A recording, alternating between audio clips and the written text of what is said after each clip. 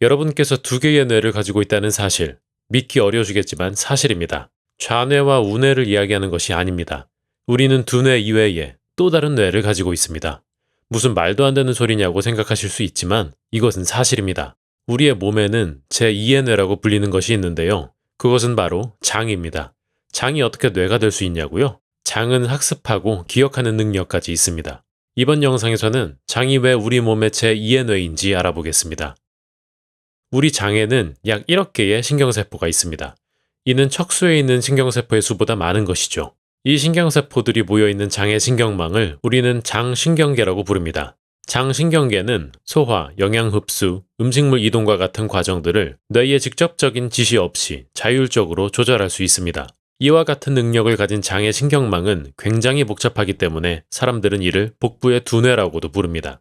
어떤 사람들은 장신경세포만 있고 중초신경계가 없는 히드라와 같은 동물을 고려했을 때 오히려 장을 제1의 뇌라고 불러야 한다는 주장을 하기도 하죠.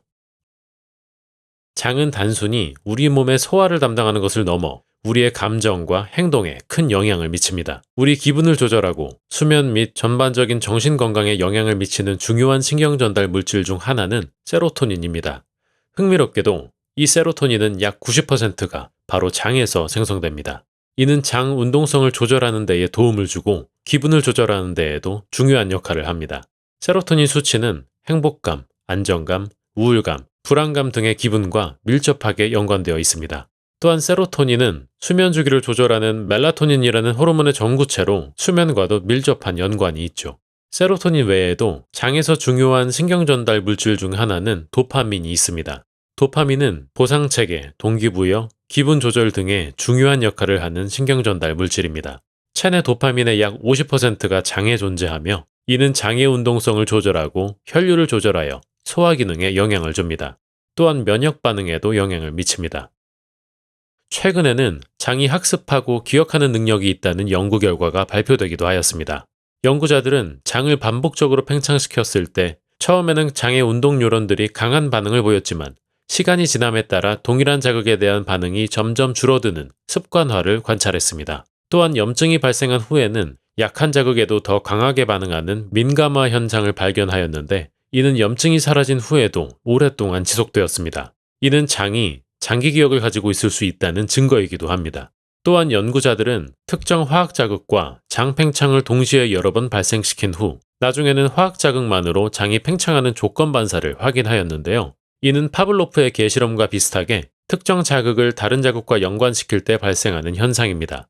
추가적으로 연구자들은 장의 뉴런들이 새로운 시냅스를 형성하고 기존 시냅스를 강화하는 신경 가소성을 확인하였는데 이는 우리의 두뇌가 새로운 정보를 학습할 때와 유사한 방식입니다. 장에서도 뉴런들이 새로운 자극에 적응하고 기억을 형성할 수 있다는 것을 보여주는 것이죠.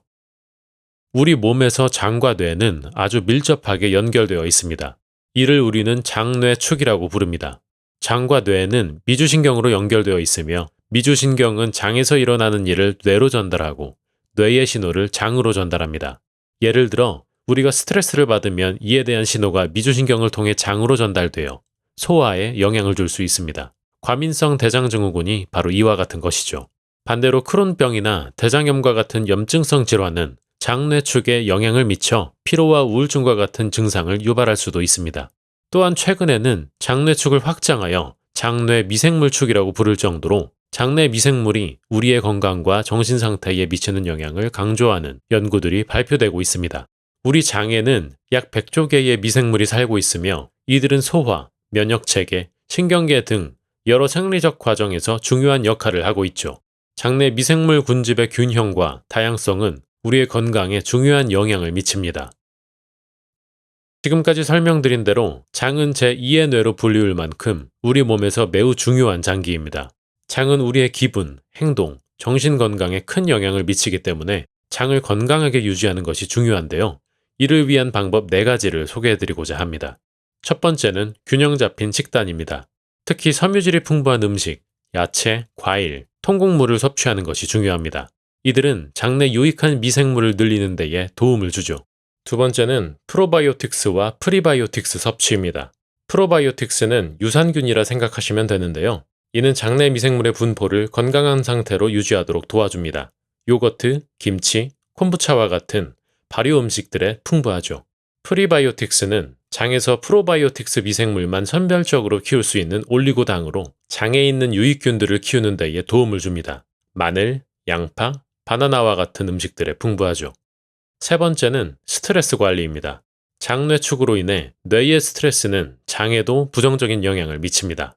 따라서 규칙적인 운동, 충분한 수면 등을 통해 스트레스를 관리하는 것이 중요합니다. 마지막은 신중한 항생제 사용입니다. 항생제는 세균을 죽이거나 세균의 성장을 억제하는 약을 말하는데요. 이는 장내 유익균도 죽일 수 있기 때문에 의사의 처방에 따라 꼭 필요한 경우에만 사용하도록 하여야 하고, 사용한 후에는 장내 미생물 균형을 회복하기 위한 노력이 필요합니다. 지금까지 우리 몸의 제2의 뇌인 장에 대해서 알아보았습니다.